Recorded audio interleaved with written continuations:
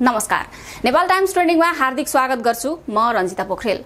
गत बिहीबार सरकारले 500 एमजी को सट्टा 650 एमजी को सिटामोल उत्पादन गर्न दिने निर्णय गर्यो।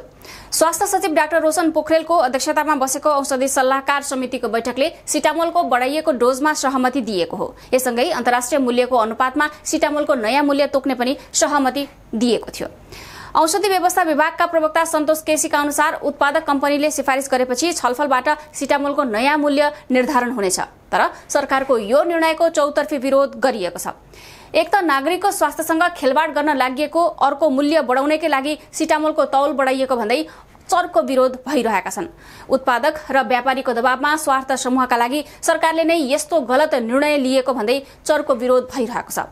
नेपाल फार्मास्युटिकल एसोसिएसन, उपभोक्ता हित संरक्षण मञ्च, नेपाल फार्मेसी संघ लगायतले सिटामोलको मूल्य वृद्धि गर्ने बहानामा क्लिनिकल परीक्षण बिना दिएको उत्पादन अनुमति अविलम्ब फिर्ता लिन माग गरेका छन्। सिटामोल अत्यावश्यक औषधिको सूचीमा रहेको छ। सामान्यतः वयस्क मानिसलाई एक पटकमा 500 एमजी को चक्की खान दिइन्छ। विश्व स्वास्थ्य संगठन र नेपालको स्वास्थ्य निर्देशिकामा पनि 500 एमजी को सिटामोललाई अत्यावश्यक औषधिको सूचीमा राखिएको छ। तर अहिले नेपालमा 650 एमजी को पनि सिटामोल उत्पादन गर्न अनुमति दिएकोमा चर्को विवाद भएको हो। अध्ययन र आवश्यकता बिना सिटामोलको मूल्य वृद्धि गर्नकै निम्ति उक्त तौलको सिटामोल उत्पादन गर्न अनुमति दिएको उपभोक्ता अधिकारवादीदेखि चिकित्सकहरूले आरोप लगाएका छन्। यसअघि औषधि व्यवस्था विभाग आफैले 650 एमजी को औषधि उत्पादन तथा बिक्री अनुमति नदिने निर्णय गरेको थियो।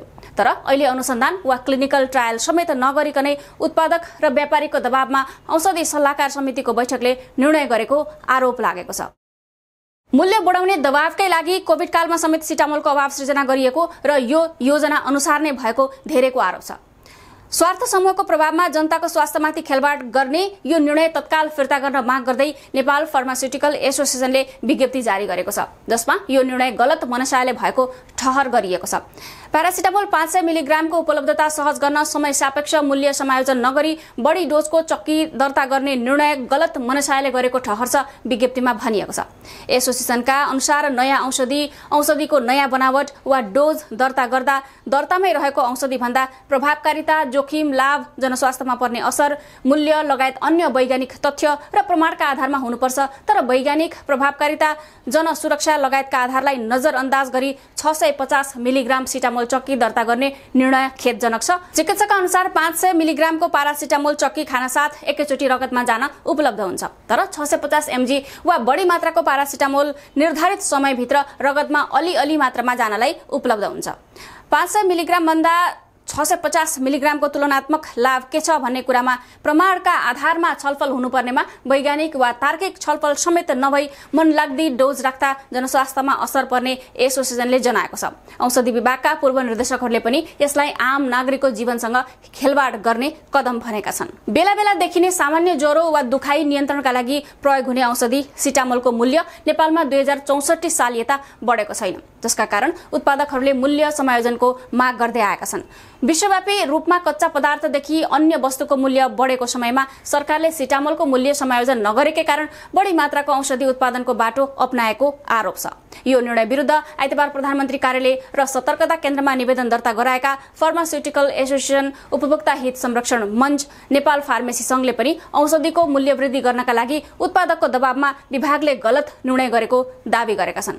विकसित देशका नियामक निकायले हालसम्म 650 एमजी को सिटामोल उत्पादन तथा वितरणलाई अनुमति नदिएको उनीहरूले विज्ञप्तिमा उल्लेख गरेका छन्।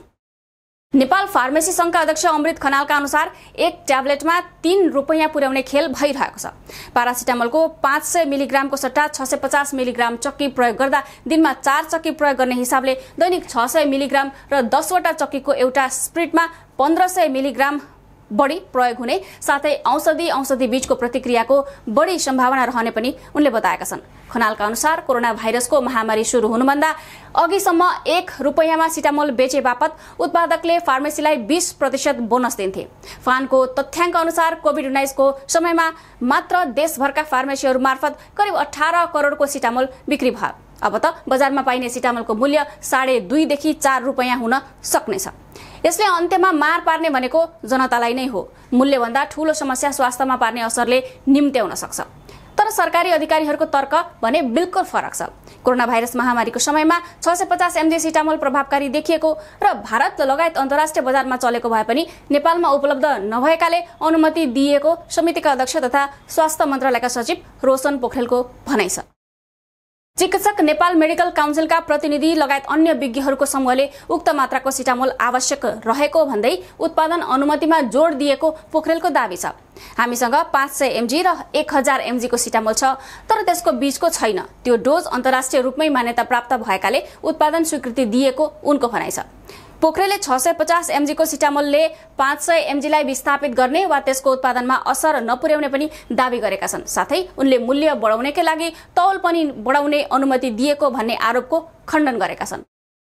सिटामोलको तौल बढाउने निर्णयमा नेपाल मेडिकल काउन्सिलले पनि समर्थन जनाएको छ। काउन्सिलले मूल्य समायोजन सहित थप तौलको सिटामोल उत्पादनमा सहमति जनाएको हो। काउन्सिलका अध्यक्ष डाक्टर भगवान कोइराला भन्छन्, सिटामोल दैनिक 4 चोटी गरेर 1 ग्रामसम्म प्रयोग गर्न सकिन्छ। त्यसैले यसलाई 500 mg मा सीमित राख्नुपर्छ भन्नु तुकको कुरा होइन। विज्ञानको दृष्टिकोणबाट हेर्दा 60 किलोग्रामदेखि बढी शारीरिक तौल भएकाको हकमा 650 mg को सिटामोल उपयुक्त हुने उनी बताउँछन्। त्यसैले यसको उत्पादनलाई रोक्नु पर्दैन, तर यसको बहानामा मूल्य बढाउने चोर बाटो खोल्न चाहिँ नहुने उनको तर्क छ। अध्ययन अनुसार दैनिक 4 ग्राम पारासिटामोल प्रयोग भएमा कलेजोमा विफलता अर्थात् एक्युट लिभर फेल्योर तीव्र हुने सम्भावना रहन्छ।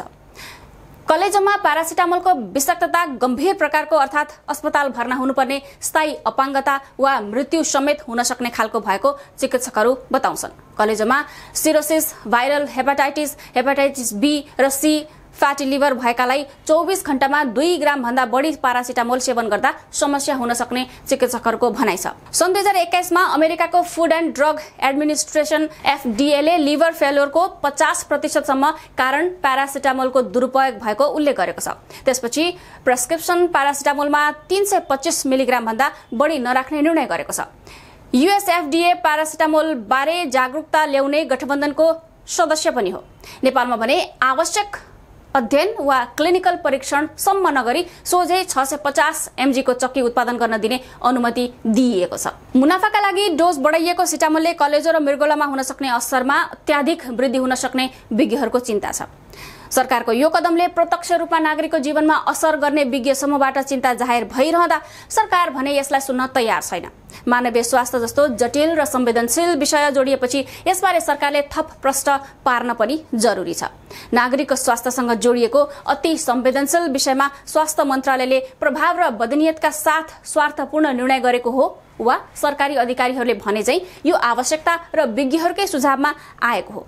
डोज बढाएको विषयमा प्रश्न उठेपछि यसको मान्यता प्राप्त निकायबाट आवश्यक मापदण्डहरू पूरा गरी यसलाई थप विश्वसनीयता प्रदान गर्न सरकारले किन कन्जुसाई गरिरहेको छ? यहाँलाई के लाग्छ? आफ्ना धारणाहरू अवश्य व्यक्त गर्नुहोला। ताजा खबरका लागि नेपाल टाइम्सको अनलाइन पोर्टल www.nepaltimes.in मा गएर हेर्न सक्नुहुनेछ। यसैगरी हाम्रो युट्युब च्यानल र फेसबुक पेज पनि अवश्य भिजिट गर्नुहोला। तपाईले गर्नुभएको लाइक, कमेन्ट, शेयर र सब्स्क्राइबका लागि धेरै धन्यवाद। नेपाल टाइम्स हेर्दै गर्नुहोला। नमस्कार।